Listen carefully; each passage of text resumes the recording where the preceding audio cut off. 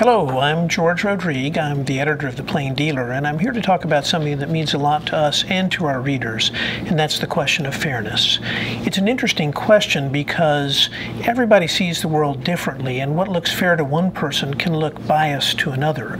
So we did some research last year to find out more about how our readers thought about fairness and about us. And I'd like to talk about that for a couple of minutes and then talk about some of the things we're doing to reinforce our own dedication to fairness. First, we asked readers about their own political points of view. About 25% said they were liberal, 25% said they were conservative, and everybody else was somewhere in the middle. Then we asked readers about their ideal newspaper, and here we found that liberals wanted a paper that was about one notch to the left of the middle, and conservatives wanted a newspaper that was about 2.2 notches on a scale of 10 to the right of the middle.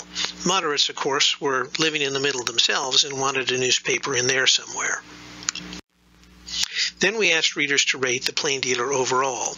Liberals said we were just a little bit to the left of center. Conservatives said that we were a little bit to the right of center. And moderates said we were closer to the middle. But what's interesting, and from our perspective good, is that everybody said we were in the middle of the political spectrum in terms of our content and our coverage.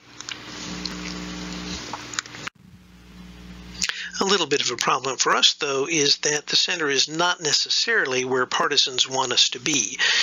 Liberals would like us to be a little bit more to the left than we are. Conservatives would like us to be more conservative than we are. The trouble we have is that the center is about the only place we can be, because our mission in life is not to slant the news, it's to tell the truth as much as we possibly can, no matter who is pleased or offended by that. In other words, our mission is to be truthful to all sides. Now, how do we do that? Well, we have some fairness standards, and I'd like to share those with you, partly so that you can hold us accountable to them. Among other things, we focus on accurately reporting significant facts. We let readers judge the truth for themselves. When there's a serious debate, we listen to all sides before we decide how to approach the story. When we start a story from one side's point of view, we want to quickly alert readers to any important counterclaims or rebuttals. We don't think you should need to read to the bottom of the story to get the other side of it.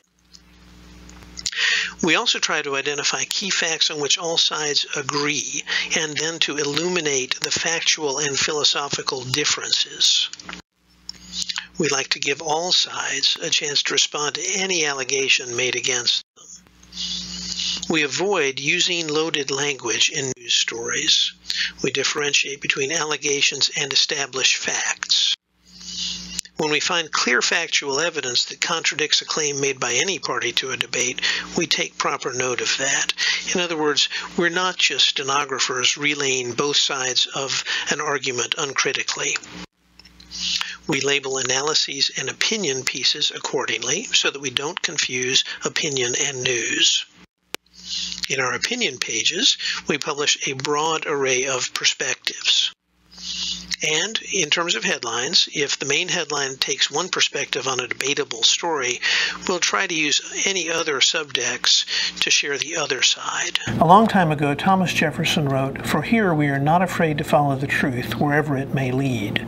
That remains one of the founding principles of our society, and we're dedicated to meeting that standard every single morning. We're not here to make people happy or unhappy according to their political beliefs.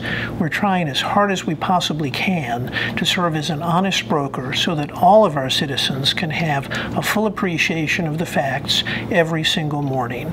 And if we fail to meet that commitment, I want to hear from you.